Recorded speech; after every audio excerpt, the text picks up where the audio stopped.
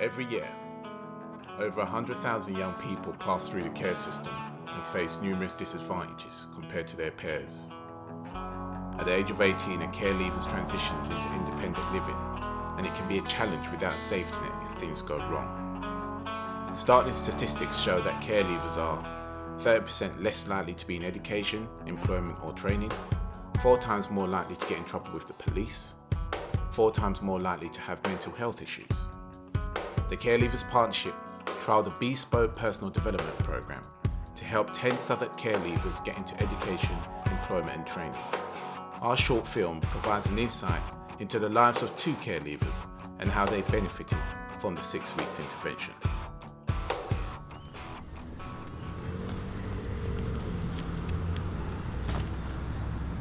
I guess my starting reasoning behind just the way I got into gym was that I was more overweight than anything, and I just started eating, and it wasn't because maybe it was subconscious, but I ate more food just naturally. And by the time I was like 11 or 10, I was basically like I was definitely obese for my age.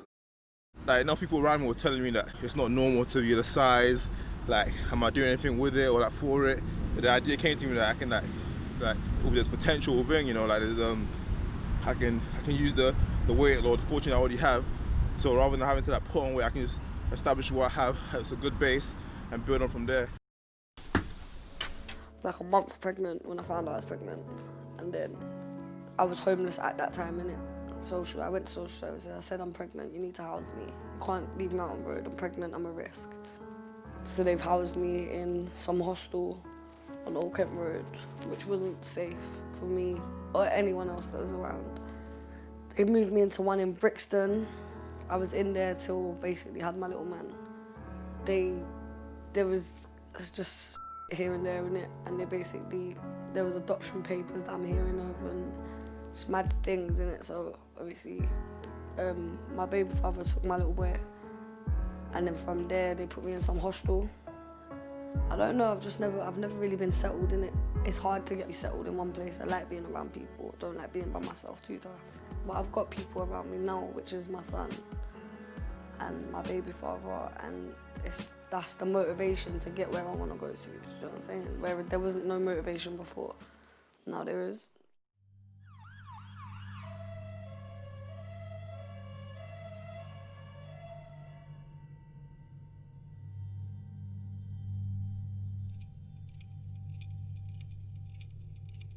The rumour that's going around basically, so when I first met her, I was with one of my friends, a very close friend that I've known from very young. Yeah, he was my brother's friend growing up. Obviously, I've run over to him, oh hey, gave him a cuddle. She was there, that's the first time I met her. It felt random, innit? She came outside the pub where I was for hours. I'm debating with him, she was like, if you don't shut up, I'm gonna push you in front of a bus. So I was like, go on then, like, I won't step down in it, I'm not like that. So I told her, go on then. And I didn't even see she had anything in her hand, but she had like a black plastic bag with a glass bottle in it. She started hitting me over the head. She think like 4 times she must have hit me before the bottle smashed. She kept hitting me with the glass, it was in the bag. And basically when I seen the blood, that's when obviously I went to protect myself. She fucking slit the tendon in my hand as well, basically paralysing 3 of my fingers, like partially paralysing them. And had 6 metal staples at the side and 2 at the back. I've heard from a few of my friends that she's saying that if she sees me, she's gonna stab me up. And I've done nothing to this woman. I don't even know this woman like that.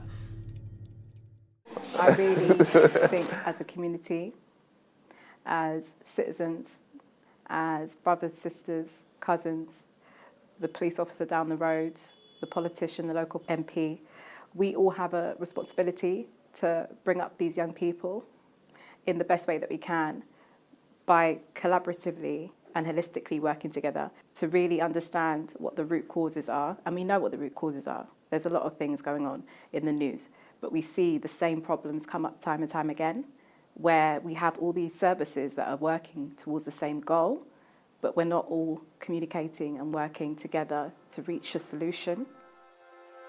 I'm in a role where there's a lot of space to move in terms of being in the council. I'm able to shift to different departments. I was shown what's available for me, and then given a choice to choose what kind of pathway I want to take with that, and also shown people that can be very helpful towards that kind of industry or like that kind of line of work.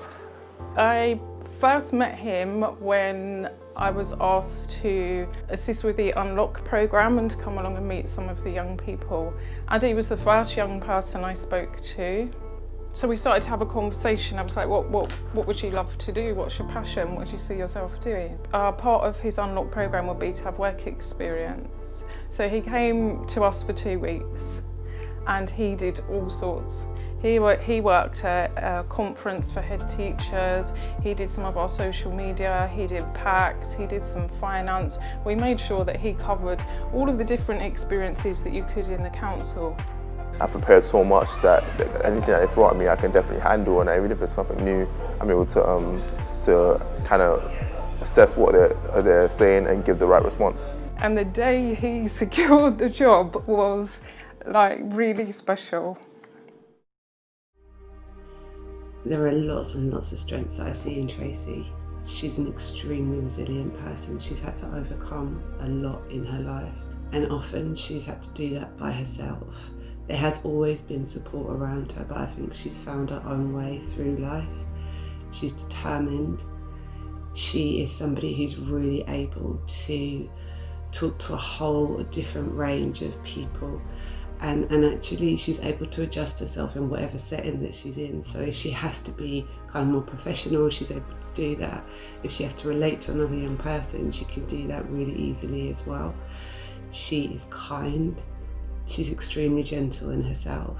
She has the ability to understand maybe where sometimes the decisions she's made haven't always been in the most positive interest for her. Yeah, slightly crying out for help, innit? Like, but some people don't really know how to cry out for help properly.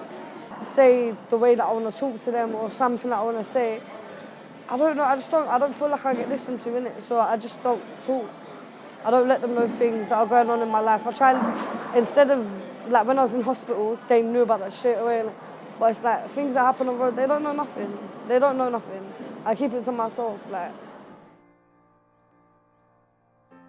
So at LEAP Confronting Conflict, we've had over 30 years experience of specialist training within conflict management.